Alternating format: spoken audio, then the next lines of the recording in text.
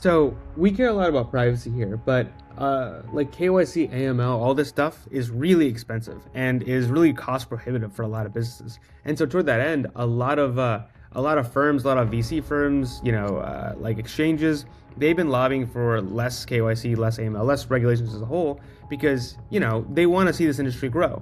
And like I think that's the real call to action, the real banner here is like less regulations, not because we want more privacy, but because this stuff is strangling. You know, it really is strangling the industry.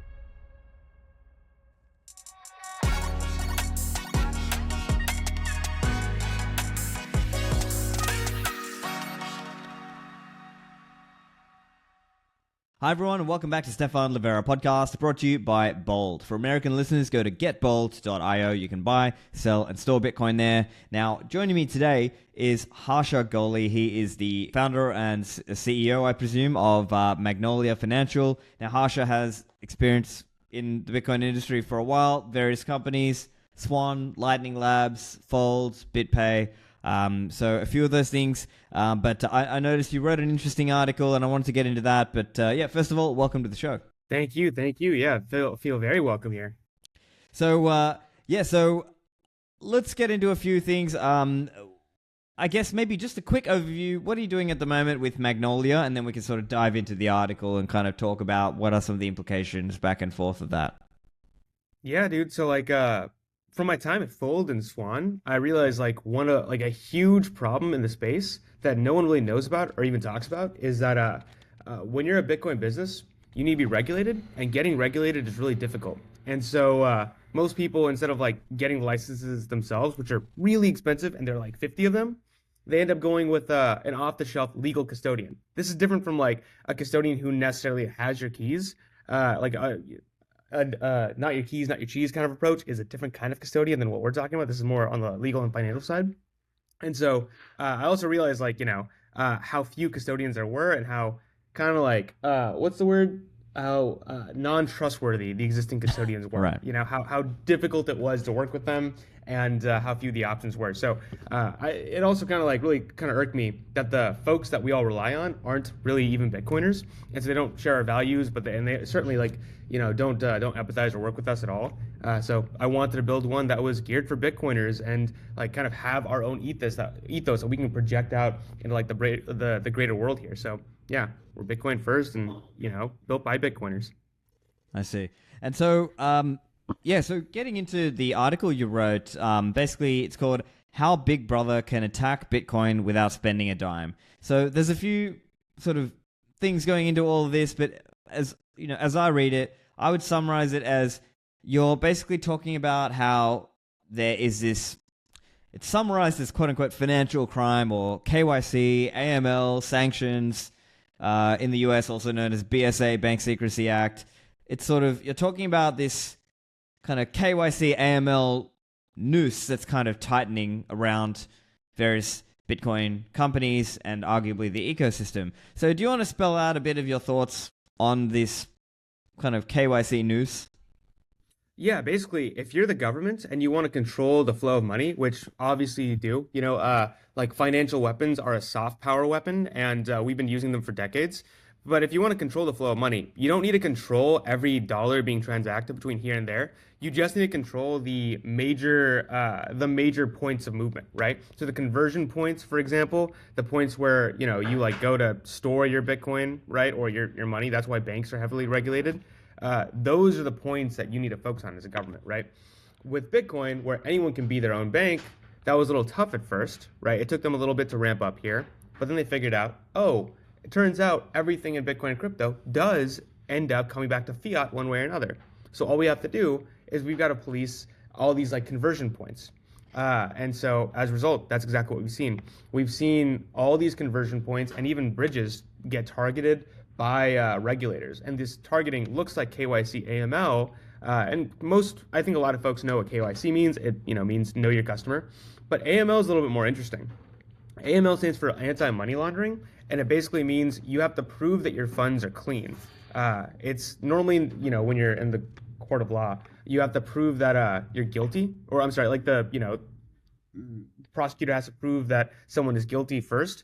But in this setup, you have to prove that you're innocent, and you're kind of assumed guilty until you can prove that you're innocent, right? And so this is like a way for the government to kind of see where the money has been, right? A little bit in the past. This is why the government likes Bitcoin quite a lot, because Bitcoin is very easy to identify, very easy to break anonymity on, and this is why they're pretty against currencies like Monero and Zcash.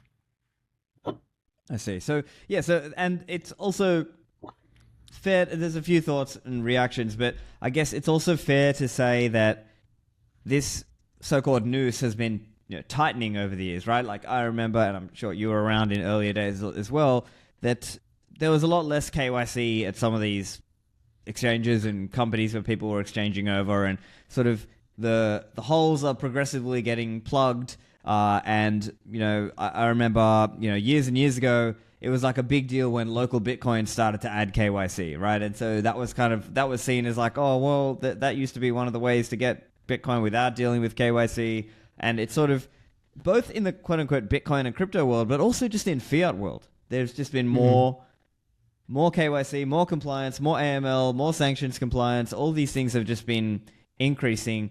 And that's just kind of on the AML side. Then there's also sort of the tax compliance side, and there's also in the world, there's FATCA and CRS and, other kinds of aspects of compliance elements that are coming in. And so that's one aspect of it. And then the other aspect of it, and I'm sure you're familiar, there's this infamous talk from Andreas Antonopoulos where he sort of talks about some of this, and he says, well, they're going to try to shut off the on-ramps, but what are people going to do? They're just going to stay on the highways, right? I'm sure you probably remember that. That was like an infamous kind of clip. What are your thoughts on that? Now, in the context of today in 2025, what does that actually look like in practice? Yeah, I mean, in practice, people don't stay on the highway, right? Like, I wish people did, that's certainly what my entire like career has been dedicated toward, but that's just not what happens, right? At the end of the day, most people end up converting to fiat one way or another. Or if they're not converting to fiat, someone else is. At some point, this needs to, like, Bitcoin goes to fiat in order to pay someone at some point, because the entire supply chain doesn't live on Bitcoin, right? So even if you and all your friends believe in Bitcoin and, transact exclusively in it, at some point, you've got to convert to fiat, or a supplier converts to fiat, or a merchant converts to fiat for you. And so as a result, the access points and touch points are still there. They're still controlled. They're just maybe a little bit more obfuscated from you. Right. And I think it's important to point out here, just to add to the point you were making there, that as an example, a listener, you might be an everyday retail, just an everyday Bitcoiner, and you might be thinking, well, I've got some OTC guy who I go to sell for cash as an example, but then don't forget, what's that OTC guy using? Probably some, various exchanges and things like that. So it's a complicated thing. I have long been against AML laws and KYC and sanctions laws at the government level in general, but there's also the aspect of they exist today and they are being used to sort of apply this compliance lens. And in the US context, as I understand, there's FinCEN, and there's been guidance over the years. I believe there was like this infamous, or this kind of well-known one from, I think, 2014. I think there was another one in 2019. I believe the 2019 one is the one you call out in your article as well. And maybe you want to comment a little bit on what was the implication of that, and then how has that changed over time, the FinCEN guidance? Fin 2019 was a whirlwind because this is 2019. This is a while ago, right? Like almost 6 years ago now.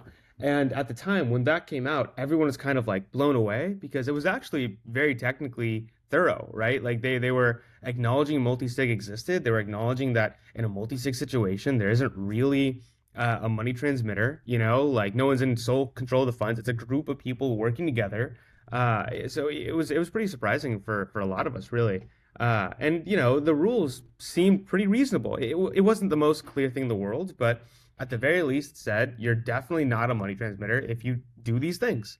So it was pretty easy for folks to kind of like find the happy path, right? And kind of be sure that what they were doing was, if not blessed, it's not going to get them in trouble directly, right? And I think, like, listen, I've got a lot of thoughts on regulation. I am generally anti, but there are a lot of situations where protections are needed, and either they're going to come from the cryptographic level or they're going to come from the legislative level, right? And a lot of these companies, honestly, most companies, if not all companies in the US, are happy to follow these regulations, regardless of what they say. But the problem is, no one's had any clarity on what these regulations look like. No one's had any idea what the happy path even is.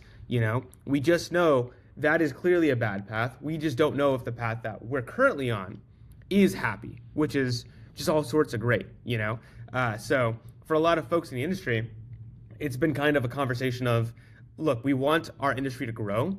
We don't want there just to be a new class of banks now, like Coinbase and Gemini, that just own everything because they're the only ones who can afford an army of lawyers to figure this out.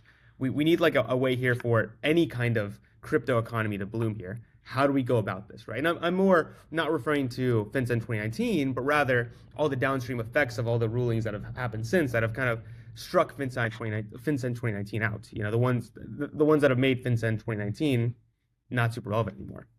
I see. And so I guess one of the key points that came from that was this idea of non-custodial is, the idea is if you, the company, are not custodying the user's funds, you're not necessarily to be held responsible for what happens, right? It would be like, if you're Toyota is not responsible for a person who buys the Toyota car and deliberately runs someone over. Toyota's not held responsible for that, obviously, Yeah. But it's sort of like in Bitcoin land, it's a bit different, isn't it? Yeah, yeah. It is certainly different. It is certainly different. The regulations have definitely changed since then, right? And now they're like, we don't really care if you sign it, don't sign it. If you touch the transaction, dude, if you're even kind of involved in crafting a transaction, you're regulated, KYC, AML. You need to police transactions. You need to understand where it's going to. Make sure you're not make sure everything is OFAC compliant. It's like they've kind of just decided to sidestep all the technical implications here, which is pretty funny to me because I feel like that was kind of one of the points of like broader crypto was let's put this abstract logic in a smart contract, and how do you police a smart contract, right? The government basically said, well, we don't care about the smart contract. We care about people who interact with the smart contract. So those are the folks we're going to go after.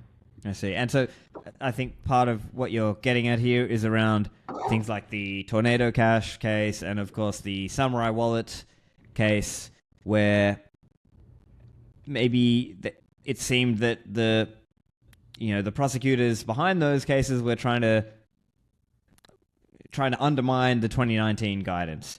I'm curious if you have a comment to add there, and also, do you think that is a Biden administration thing? That now that it's a Trump administration, does that change things?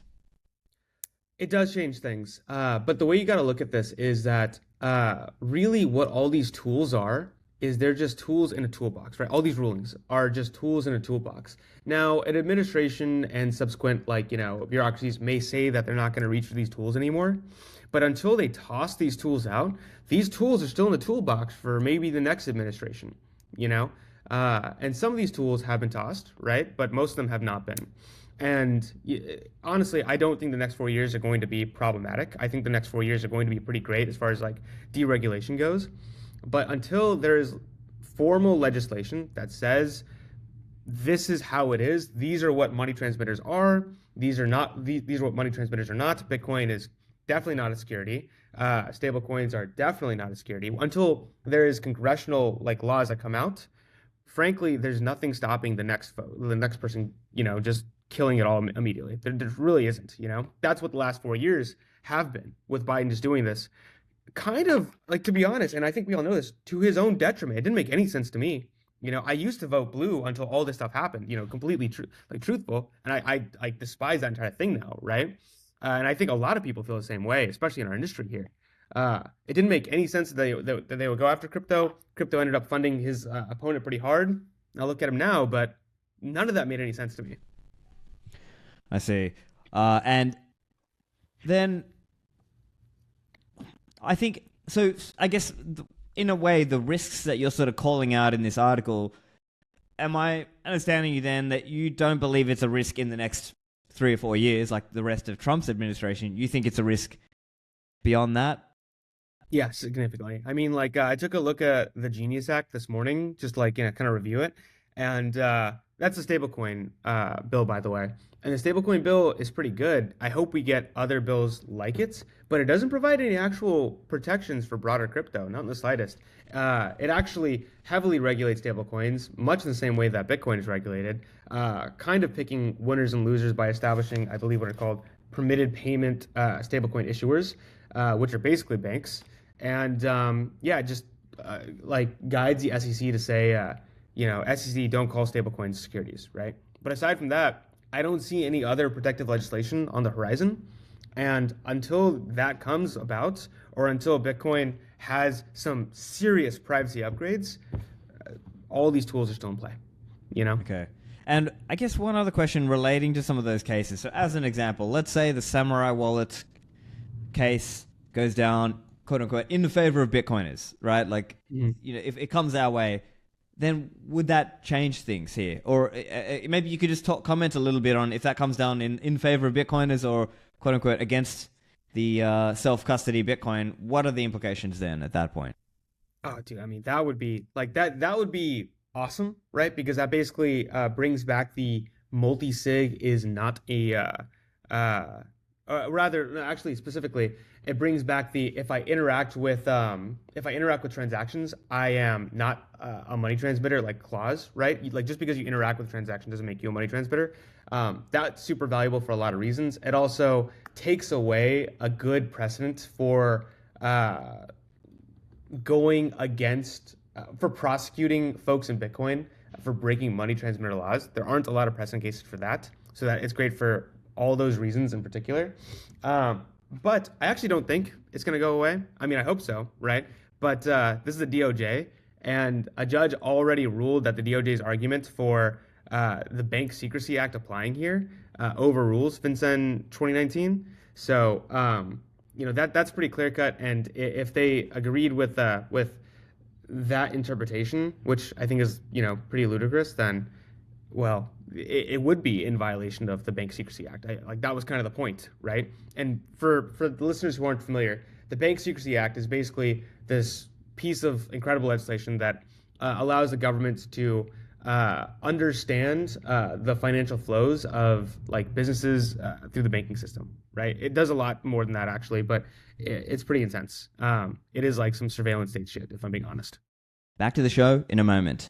This show brought to you by CoinKite.com, the creators of the best Bitcoin hardware security devices such as the Cold Card Mark IV and the new Cold Card Q. Now, we use Bitcoin hardware security devices to keep our keys offline, our private keys offline. Now, the way these work is you can do that setup, write down your 12 or 24 words on the seed word cards, and keep that secure. Now, you can use this device to interact with the Bitcoin network using software such as Sparrow Wallet, Electrum, or Vector Desktop, or Nunchuck as a few examples. Now, you have a range of security features that you can use with these devices, such as passphrases, you can use seed XOR, or my favorite is multi-signature. Now, if you're starting in a basic way, just start with the device and the USB-C cable, plug it directly to the computer and use it that way, and then later improve your setup. But I believe these devices are great at helping secure your coins, especially as you start to migrate up into multi-signature security. But don't be disheartened or don't be scared away.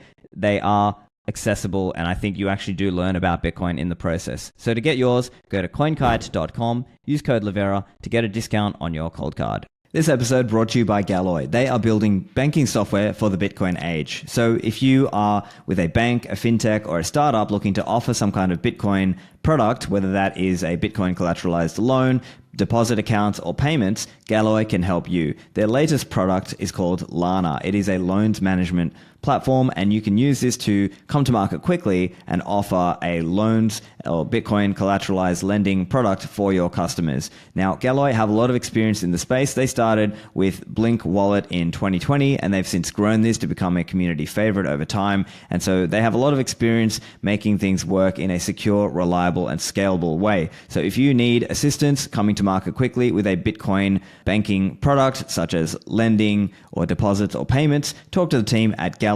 You can email them. The email is biz@galoy.io, or go to the website galoy.io. And now, back to the show. I see. So I guess to summarize your view, then you are, let's say, not very bullish on the prospects there, and you think it's unlikely to go the way most of us would like in the Samurai wallet case. Yeah, I hope to be proven wrong, by the way. But yeah, I'm not super bullish. Okay, fair enough. Yeah, and I guess the important implication there is because Samurai Wallet, they design the way they set that whole wallet up is it's a non-custodial wallet, and so to say, oh, you kind of participated in that transaction or you sort of helped facilitate, yeah, that's going to be an interesting one. I obviously, I'm hopeful that it goes the way we want, but I'm not a lawyer. I'm not an expert. Don't know enough about that. Now, one other thing before we sort of get into some specific compliance aspects of it, I'm curious if you have any high-level thought on whether stablecoins would be a way for people to stay on the highway, let's say, to sort of stay in the crypto world and just not touch the legacy fiat system, but only using, let's say, crypto fiat. What are your thoughts there on... So let me put that into a question just to make it clear. Does the existence of stablecoins help people stay away from the fiat system? Stay away from the fiat system. I don't know about that. This is more like an extension of the fiat system into Bitcoin. Even if you are pro stables, that's exactly what it is, especially with this like upcoming legislation. They're pretty much saying that unless you're a bank or an entity that's regulated like a bank, you can't even issue a stablecoin, right? So that makes it there. And the regulating bodies here, by the way, are the OCC, which regulates banks, the FDIC, which y'all already know, and the Federal Reserve. I mean, they're going to regulate it like a bank. This is basically banks and crypto. Right. I think it's going to be useful that point, in a lot of ways. Just to clarify there, would the point there be, though, that the thing with stablecoins today is that it's sort of done at the kind of the endpoints, not the intermediary hops, right? It's sort of like the entities who, like we're talking like high net worth or big companies who are doing like large, issuance and redemption of stablecoins, but all these kind of everyday people who are just using stablecoins around the world, they don't necessarily have to be KYC'd, right? So yeah, no, you're right. Exactly. Can you explain to that point? Yeah. So there's no regulation for and this is like a huge deal between banks and stablecoins. There isn't any regulation right now that regulates like stablecoin wallets, right? So whereas with a bank, that's clearly highly regulated. If you have a credit card, that's clearly well regulated, and they know exactly where the money's going from A to B. With the stablecoin, once it's been issued, they don't necessarily know where the stablecoin has gone, right? They can track it, after the fact and stuff like that, likely, if you ever get your anonymization like broken. But if you have just normal like wallets, you should be able to trade without anyone like looking at you. And your wallets don't have any KYC obligations, so it should be completely good. And plus, the real benefit of like stablecoins is that you can interact with greater, like decentralized, like platforms like DeFi as a whole or Bitcoin DeFi or whatever it is you want to interact with pretty easily, right? Like this is like an entire ecosystem that I think people often forget exists, but like an ecosystem of bridges, ecosystem of, like lending applications, all this stuff is still there. And you can interact with all that stuff pretty natively, pretty quickly with stablecoins. And it is pretty possible to do that in a relatively anonymous way. So I think there's like a lot of cool wins here. But stablecoin issuers definitely regulated like banks. I see. Yeah. And so I think, for me, I think it's with stablecoins, it's interesting just to understand that there's obviously people should be aware there is surveillance on stablecoins. Stablecoins can be frozen. Obviously, there's certain trade-offs that people should be aware of with that. But also, people should be aware that there's a ton of surveillance already being done at the fiat banks, like just on your legacy fiat bank. In order to sign up on any fiat bank, pretty much all around the world, you have to KYC. They have to kind of check things. They might need to check your name against like a sanctions database to see you're not a criminal. There's databases like WorldCheck and so on, things like this. They need to be running transaction monitoring on all your transactions. They might be looking at the description of your transactions. Whenever you do an international transfer, again, they're looking at, that there's like Swift messaging system and they're looking at those details. They need to be running things like, monitoring rules, right? Like if you send a transaction above $10,000, that needs to be different countries have different like acronyms for that, but in some places it's called a significant cash transaction report, or basically the large transaction report. There's also suspicious matter reporting if you kind of do lots of below that threshold. So I think there's just a lot of people who aren't familiar with how much surveillance is just already going on in the background. So maybe you could explain a little bit of that, from your perspective. No, I mean you're completely correct. If anyone listening is familiar with real estate, like in order to like purchase real estate, I have a completely segregated bank account that doesn't interact with any of my other bank account entities or anything that even remotely touches crypto or any international bank accounts or relatives that I have in India. It doesn't touch any of that.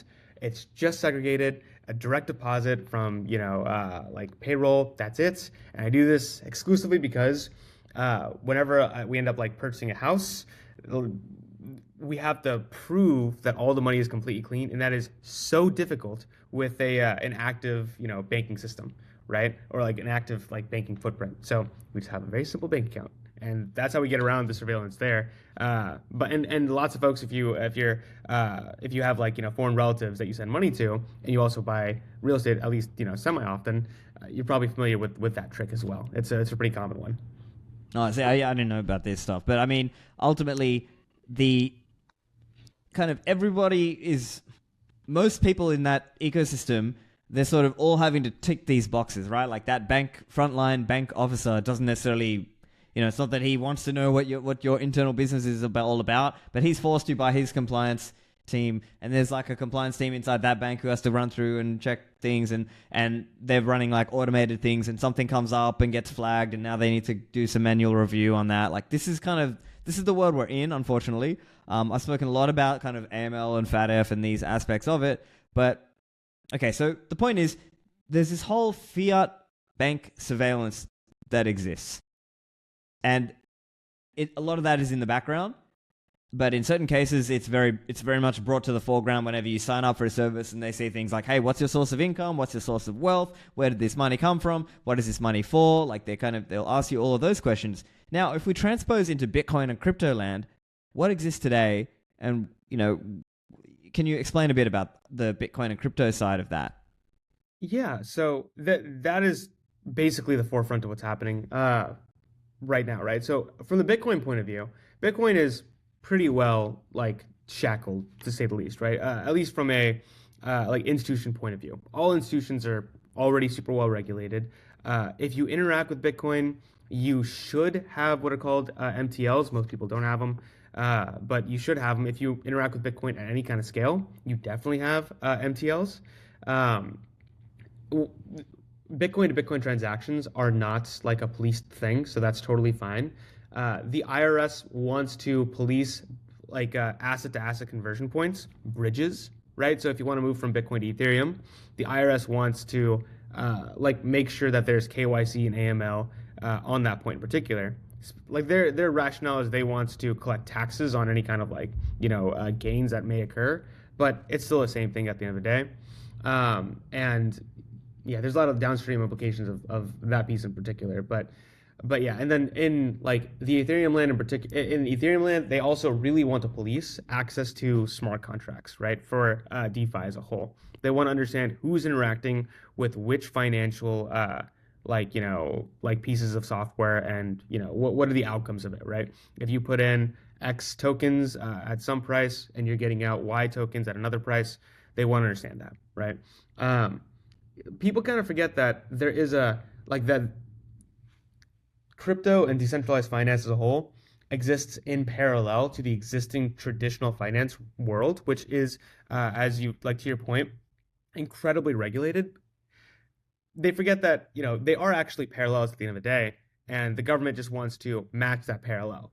People kind of forget just how under the boot we are in the TradFi world. The word we use here is compliance, right? But even compliance, you're just complying with the government, and the government has a gun pointed at you, which is why you comply. They just want to bring that stuff over here. And when in the process of doing so, are we kind of realizing, hey, this stuff isn't, it's not that cool what you guys are doing, actually. You know, I kind of liked it the other way when there wasn't any of this compliance, because we have a little bit of taste of freedom. So I think it's super important for us to fight for that and make sure that, you know, that taste of freedom stays not really a taste, but here forever. I see. And do you want to touch on a little bit, so the travel rule stuff? So, Yeah. again, coming back to TradFi, legacy banking, TradFi world, there's this thing called the travel rule compliance, right? So again, FATF pushes this requirement out. A lot of the local regulators and governments around the world, they kind of have laws on the books to say, hey, you need to do travel rule compliance, meaning when a transfer from one financial institution goes to another financial institution, here are the details we want you to be sharing. Now, again, transposing into Bitcoin and crypto world, what's currently going on there? The exact same thing, right? There have actually be like there are actually protocols that have been created to make it easier between institutions so that they can share the information like more readily. I think the most popular one that I'm aware of anyway is Coinbase's Trust, right? That's just another travel rule protocol, a TRP, and yeah, like this is just a way for institutions to, like you said, share information on who a transaction is actually originating from, and yeah, certain like vendors like Chainalysis really help institutions understand like, you know, who this money is coming from, and this is actually super valuable from a risk standpoint. So one part of this conversation that we haven't really talked about at all is risk, and how that kind of fits in here. So right, what is risk? We're talking about fraud, right? Fraud is a huge problem in this space, and it is why a lot of companies like end up really embracing a lot of these regulations, because a lot of these regulations help combat fraud as well. The problem is, travel rule or TRPs, they also help combat fraud, right? By understanding like, hey, all this money, this is coming from this account. This account is from like some 89-year-old man who I think died last year, you know? Why is all this money coming from him, right? Stuff like that gets flagged pretty quickly, et cetera, et cetera. Or if there's a flag for, you know, a woman who recently had their stuff hacked or whatever, yeah, and you start seeing funds related to that, you might want to, you know, you might want to like deny those funds or maybe even like seize those funds if you have the option. Stuff like that ends up being like pretty pro-consumer, and you know, I can understand like the impetus to support that stuff, but at the same time, like there are other ways to combat fraud. Part of the problem with fraud, and you know, Stephen, you were at Swan, you understand fraud is a huge problem in this industry, huge, and a lot of people have been scammed. Uh, the but part of the issue is no one's going after the actual criminals and scammers. They're kind of just out there making a ton of money, especially in crypto, and the U.S. government and no other government is going for them. So I don't know. I've got a lot of questions regarding why that is the case, because well, a lot of people have lost money. Yeah, well, I mean, as I'm understanding, I do believe other governments and other law enforcement are trying to stop these scams or scammers, but maybe limited success in that. And what we have seen is maybe heavy-handed approaches, and maybe that's also why different countries, different around the world, I've seen and heard of, let's say, banks who tell their customers or are very wary of, let's say, like elderly abuse scams using crypto and this kind of thing. So there's some awareness and some attempt to stop those things, but at the same time, it also, you know, impinges on the freedom, private property, libertarian aspect of, you know, of Bitcoin and of your private property in general. So to me, you know, I prefer to sort of go the other way of not having government regulation on that, and you know, leave this is a role for the market. But nevertheless, this is the world we're in, just so people understand a little bit about that. And so there's a lot of this coming to the point about how the chain surveillance companies of the world are being leveraged here to sort of bless coins and say, oh, these coins are clean and those coins are quote unquote dirty, because they might have a higher probability of being related to the Mt. Gox hack or the recent Bybit hack or whatever. They're being leveraged to sort of say this is clean, that's not. And I think one of the critiques of that is it's a bit of a black box. People don't know what's going on, and it's also people might have heard the term like Kafkaesque, right? Like you can be blocked or denied financial services without being told the reason why.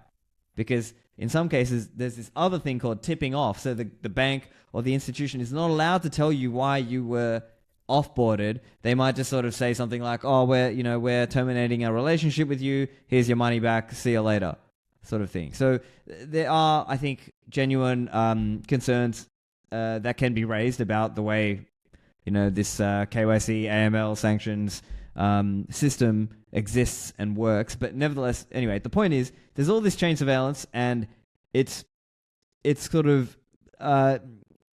in one sense, you could argue, is it kind of like a regulatory capture, right? Because they sort of got in bed with the regulators and the lawmakers and sort of tried to make themselves, quote unquote, essential to.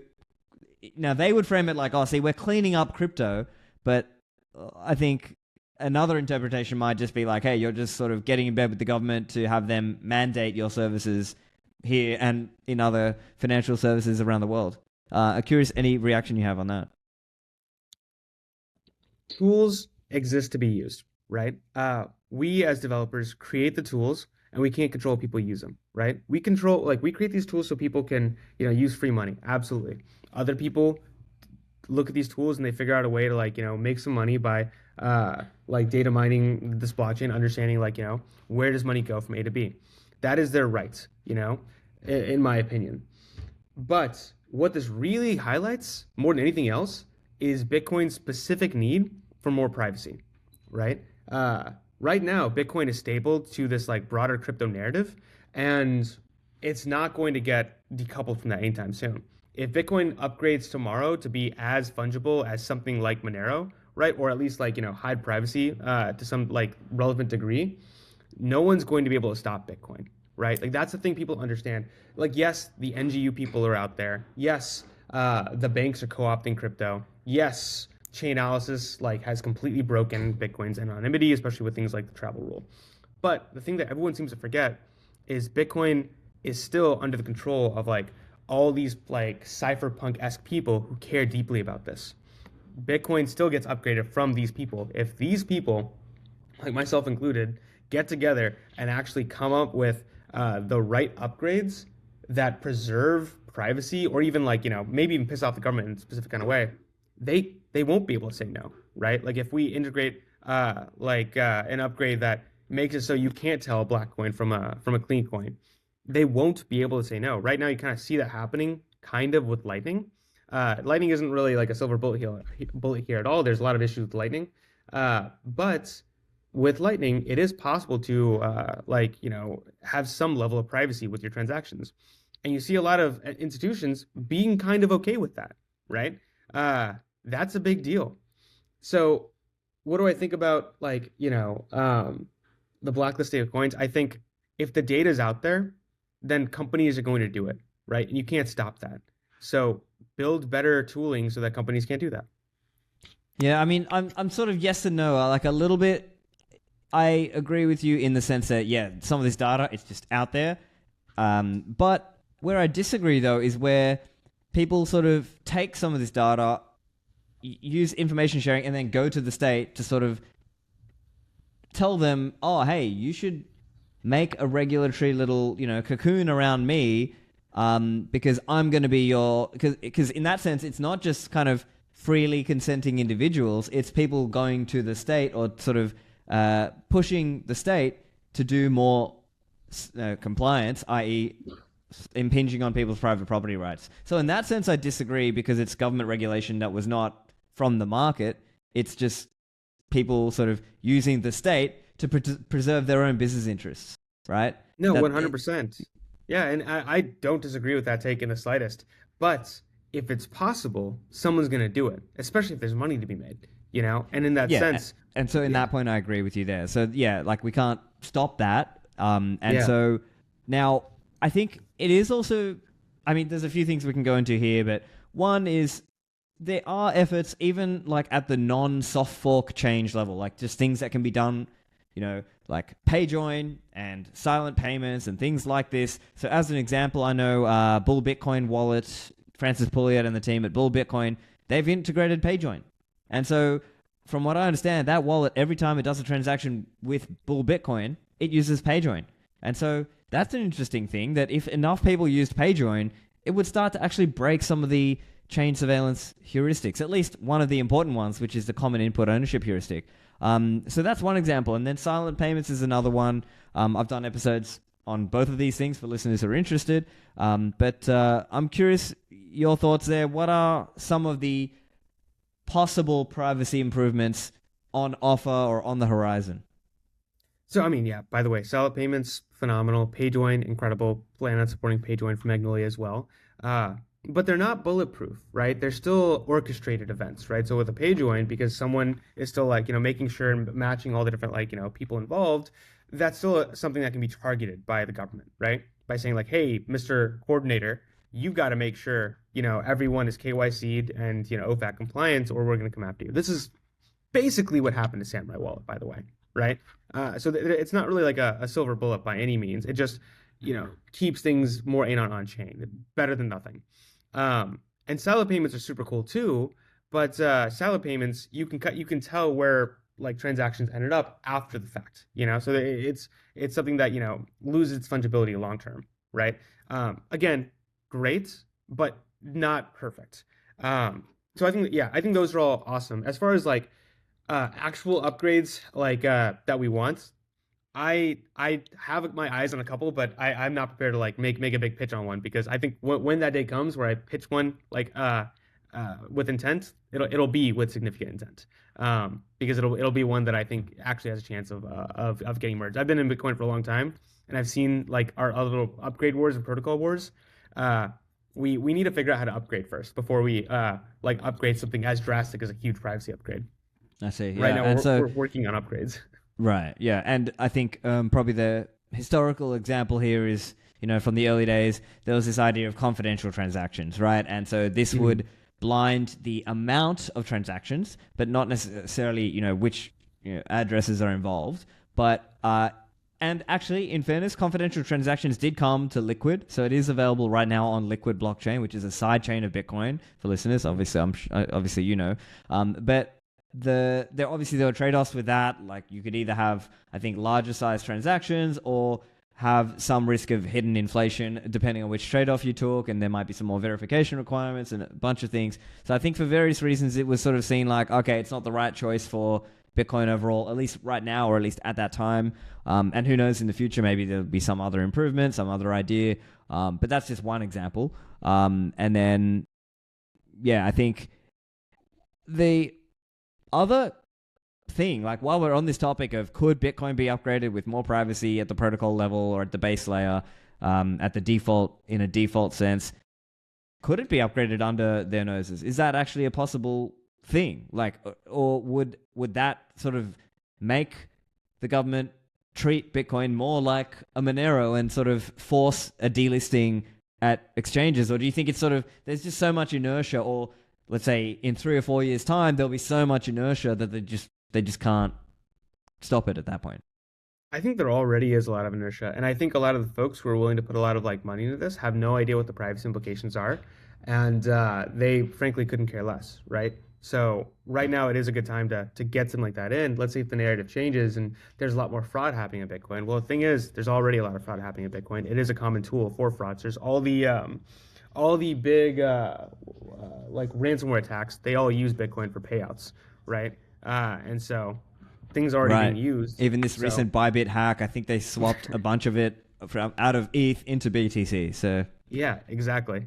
So I think so. To be honest with you, I think most people have no idea. I mean, go on the street and ask like the next like Bitcoin person, like, hey, do you know what Taproot is? Like I guarantee you they're not going to know anything about Taproot. The lead sponsor of this show is Bold, the best place to buy, sell, and save Bitcoin. For listeners in the US, Bold lets you secure your financial future with complete peace of mind by integrating a low-fee, Bitcoin-only brokerage with next-gen multi-sig vaults. With Bold, you can smash buy Bitcoin or set a DCA plan for only 0.99% fees and seamlessly deposit the Bitcoin direct to your Bold vault. The Bold Vault is a 2 or 3 collaborative multi-sig where you hold 2 keys and Bold holds 1 as a redundant backup, protecting against loss or theft. You can use Trezor, Ledger, or Cold Card hardware wallets to spin up a Bold Vault in just a few minutes, and the Bold Vault is the only collaborative custody vault available with 0 monthly fees. They're also offering 0 fees on your first $10,000 of Bitcoin buys and $25 of free Bitcoin when you buy $100 of Bitcoin or more. Try Bold today and upgrade your stacking experience over at getbold.io. And now, back to the show. I see, yeah.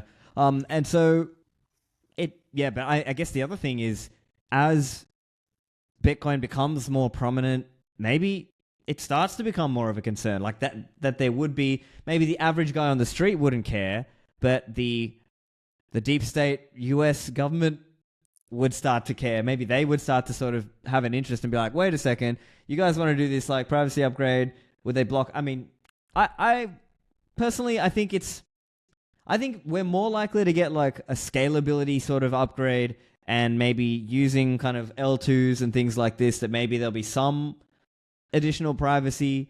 And I think that those are, I mean, none of us knows, but I would say it's unlikely that it gets blocked if there's like a genuine scalability improvement, a security improvement, like let's say something like an op vault or something that gets more people to be able to self-custody Bitcoin. Like, it's not necessarily in the government's interest that people are forced into custodial situations.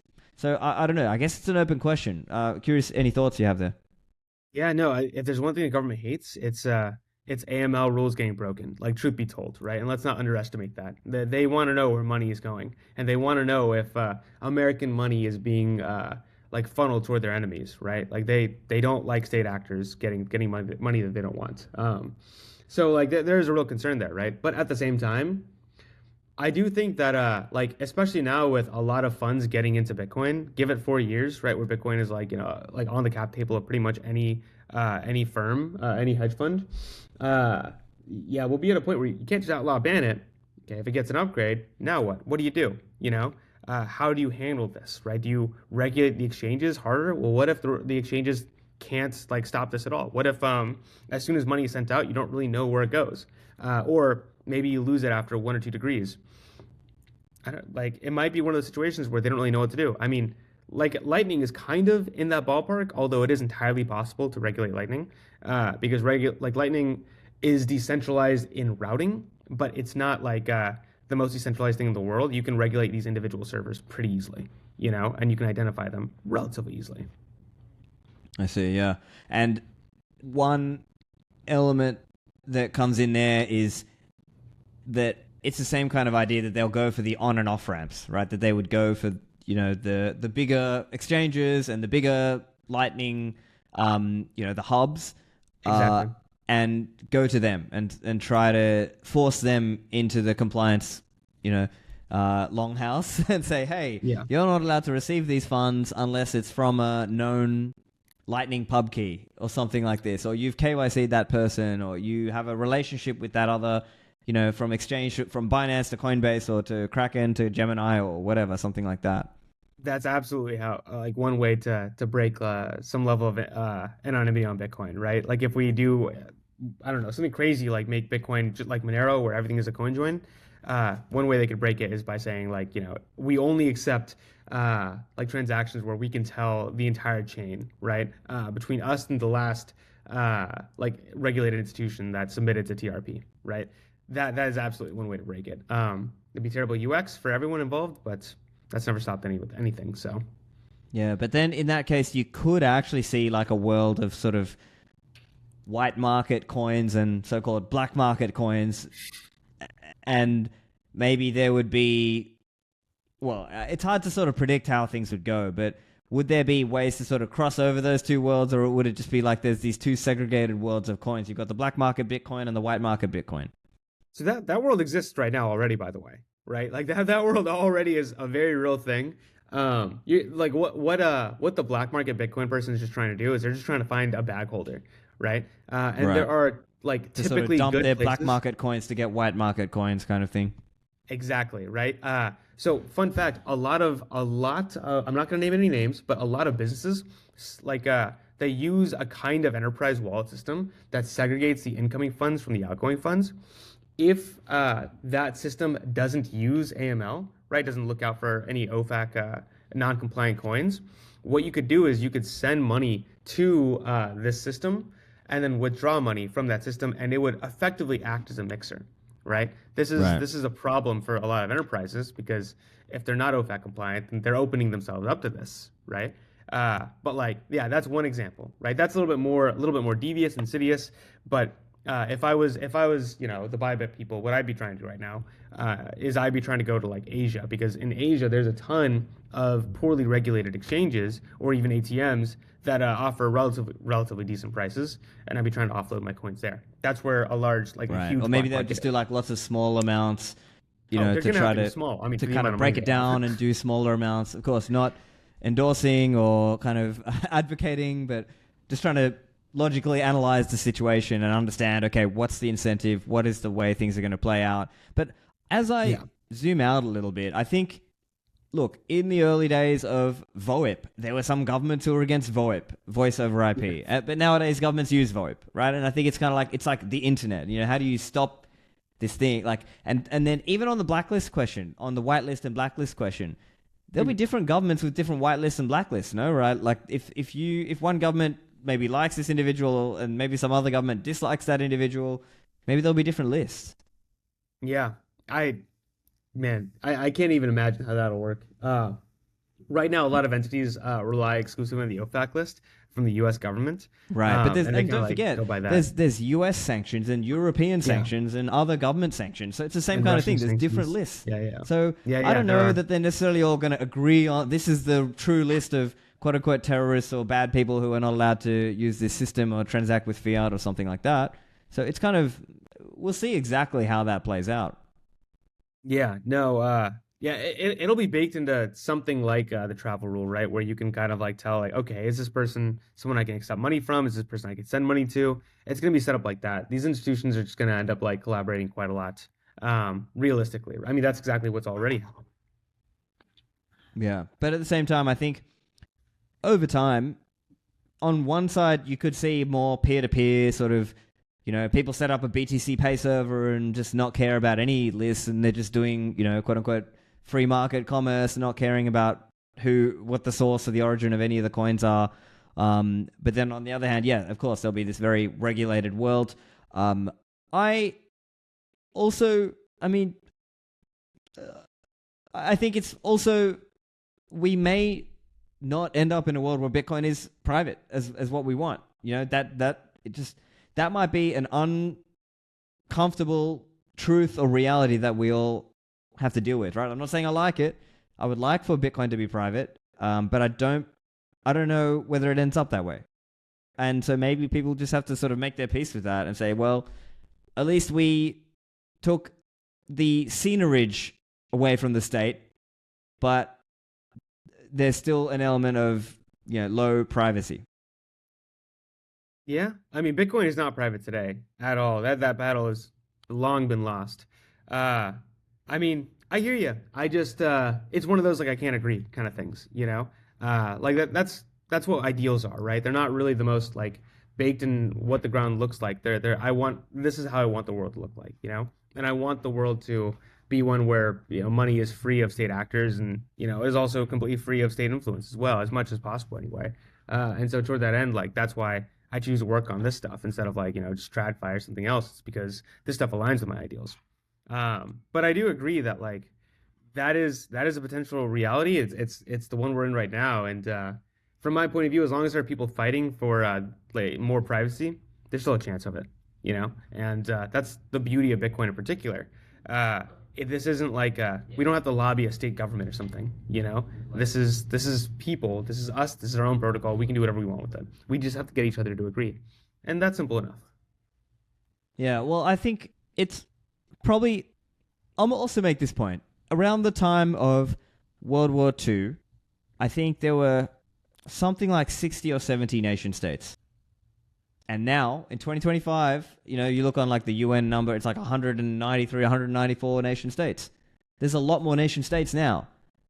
It could also be that we might start to see more and more secession or breakaway of some of these different states. And maybe then this kind of whole concept of whitelist and blacklist kind of breaks down if there are other zones that are just kind of more free market.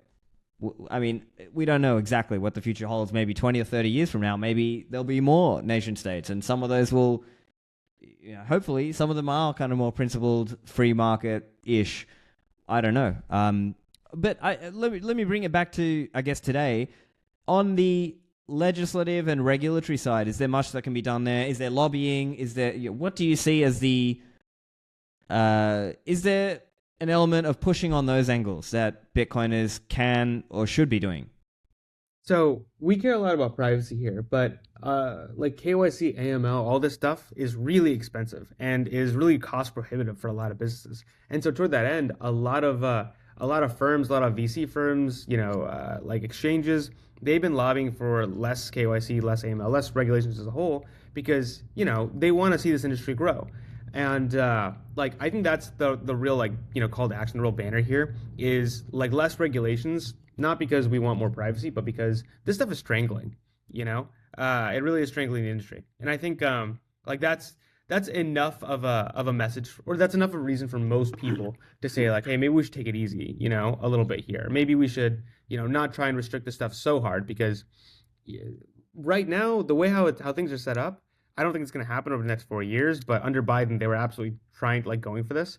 They were gearing up to like regulate every single BTC Pay server, right, type thing, right, which would be ludicrous and put most BTC Pay servers like out of commission, not just out of like principle, but because who can pay for OFAC compliance when you're running a small little shop, like that's bananas. So yeah, I think there's a lot of hope in that regard. In particular, there's a lot of people fighting for this stuff, at the very least, to make this ecosystem flourish. I see. Yeah, and I do think, and I definitely want to echo your comment about the ineffectiveness of this stuff. I did an interview a couple of years ago with Ron Paul, not Ron Paul, so Pol, Ron Paul. He was a researcher who was talking about the ineffectiveness of this AML stuff, like how much money goes into it versus something like 0.05% is actually relating to illegal funds. So you just sort of see the massive disparity. And also there are various arguments about the constitutionality or unconstitutionality of some of these laws, like the Bank Secrecy Act in the US. So we might say that if there's enough people speaking about this kind of thing, that maybe some of the laws could be repealed in terms of taking away some of this ridiculous AML and so on. And actually, if I recall correctly, now I'm not an American, but I recall in the election campaign, I think Vivek, although I know he's no longer kind of in the Trump, close in the Trump administration, but he was talking about going against AML at some point too, wasn't he? Yeah, he was. I mean, like to your point, right? These compliance costs are ludicrous. They are so high, and we still have so much fraud, right? Like it is still such a huge problem. The entire banking sector, alone, is paying so much money in this space. The entire crypto sector. Oh, did I lose you? Yeah, no, go on. Okay, the entire crypto sector as a whole is paying immense amounts of money for this stuff, and we still have like fraud issues up the wazoo, like risk issues up the wazoo. It is ludicrous to me, and honestly, like that's part of the reason why I call this stuff kind of a scam, and definitely more just as an excuse to like put the boot on crypto or make sure that this stuff plays game because it's not effective at the job that it's designed for. So what other reason is there?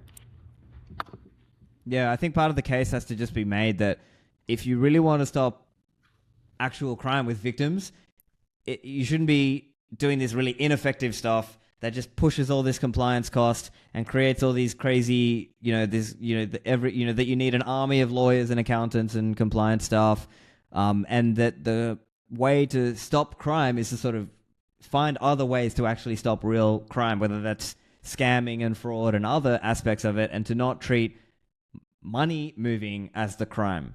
And so I think that's probably one kind of broader culture shift. But in terms of the more concrete sense of whatever lobbying and whatever other efforts can be made to change the laws, where do you have an angle or a specific way to approach that for people who are interested and want to do something?